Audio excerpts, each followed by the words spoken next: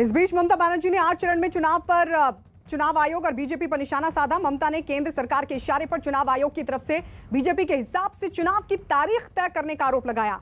हालांकि बीजेपी ने बंगाल में हो रही हिंसा की वजह से चुनाव को 8 चरण में करवाने की बात कही। वहीं चुनाव की तारीख का ऐलान होते ही कोलकाता में कुछ लोगों ने रात के अंधेरे में बीजेपी दफ्तर पर बोला हमला। कोलकाता के फूल बागान इलाके में इन लोगों ने बीजेपी के दफ्तर में घुसकर जमकर तोड़फोड़ की। तोड़फोड़ के बाद बीजेपी नेताओं ने टीएमसी पर बड़ा आरोप लगाया और ऑफिस के अंदर घुसकर तोड़फोड़ करने के लिए टीएमसी नेताओं और कार्यकर्ताओं को ठहराया जिम्मेदार।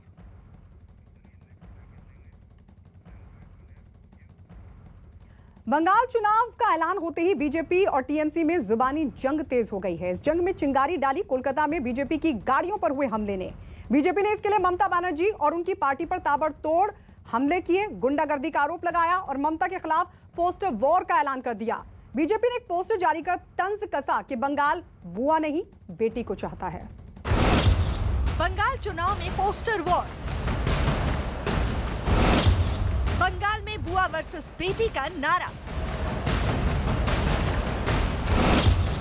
ममता बनर्जी पर बीजेपी का तंज। ये पोस्टर बंगाल में तेजी से उठते चुनावी पारे की झलक दिखा रहा है। बीजेपी ने इस पोस्टर में ममता को बुआ बताते हुए कहा है कि बंगाल बेटियों को चाहता है। बीजेपी ने अपने पोस्टर में बंगाल की कई महिला नेताओं की तस्वीरें छापी हैं, जबकि इससे पहले तृणमूल कांग्रेस ने अपने पोस्टर में बीजेपी नेताओं की तस्वीरें छापकर लिखा था कि बंगाल अपनी बेटी को चाहता है। एक तरफ बंगाल में बीजेपी और टीएमसी के बीच पोस्टर वॉर शुरू हुई है, तो दूसरी तरफ हिंसा की नई तस्वीरों ने बंगाल में हड़कंप मचा दिया है। ये तस्वीरें हैं कोलकाता के फूल बागान इलाके की, जहां खड़े बीजेपी के प्रचार वाहनों में जमकर तोड़फोड़ की गई। बीजेपी ने टीएमसी के कार्यकर्ताओं पर तोड़फोड़ का आरोप लगाया और दावा किया कि हमला करने वाले गाड़ियों में लगे लैपटॉप भी ले गए और ड्राइवरों के मोबाइल फोन भी छीन लिए गए। बीजेपी ने तंज कसा कि हार के डर से बौखलाई टीएमसी अब तोड़फोड़ पर उतारू हो गई है। चुनाव ऐलान के साथ बंगाल में हिंसा,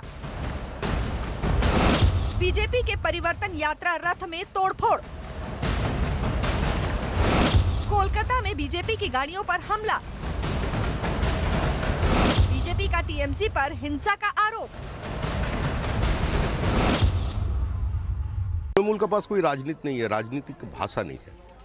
अभी जो दूत बना है ना, पढ़ाए पढ़ाए सरकार का बाद पढ़ाए पढ़ाए दूत हुआ ना, तो ये दूत लोग दिन के उजाले में तो लोगों को फेस नहीं कर पाते, तो रात के अंधेरे में आकर के एक गरीब ड्राइवर को मारे, सारे के सारे लैपटॉप लेके चले गए, सेलफोन जो था वो ले लिया, विंडस्क्रीन तोड़ दिया, एलईडी स्क्रीन जो था उसको तोड़ दिया।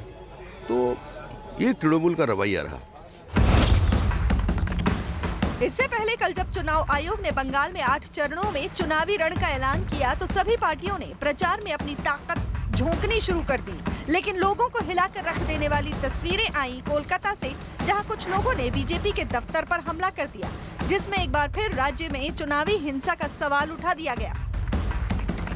मैं चुनाव आयोग से ये भी निवेदन करूंगा कि रक्त रंजित चुनाव नहीं हो। इसके लिए बहुत ज़रूरी है कि वे सब असामाजिक तत्व जो लिस्टेड हैं, जो कहीं ना कहीं स्मगलिंग करते हैं, विशेषकर सीमावर्ती जिलों में, वहाँ पर तत्काल उन्हें राउंड अप करें, उन्हें लॉकअप करें। यदि वे बाहर रहेंगे तो शांतिपूर्ण चुनाव नहीं हो सकते।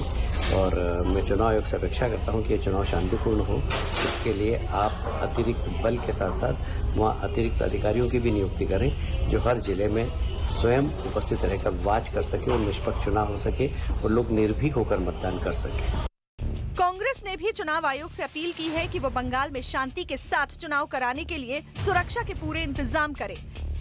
हमारे बस एक ही मकसद ये है कि हर हालात में इस चुनाव शांतिपूर्ण तरीके से निर्वाह करना चाहिए, जैसे कि हर आम वोटर वो बिना डर, बिना शंका, बिना भयभीत इस चुनाव में भाग ले सके, बस।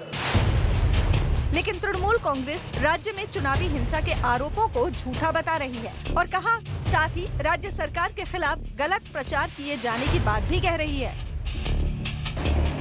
They campaign that law and order in West Bengal is bad, but It's a false campaign. There's no meaning whatsoever. वैसे चुनाव आयोग ने बंगाल में शांतिपूर्ण चुनाव के लिए बड़ी संख्या में केंद्रीय सुरक्षा बल और पर्यवेक्षक तैनात करने का फैसला किया है। उससे उम्मीद है कि बंगाल में हिंसा की घटनाओं में अब कमी आएगी।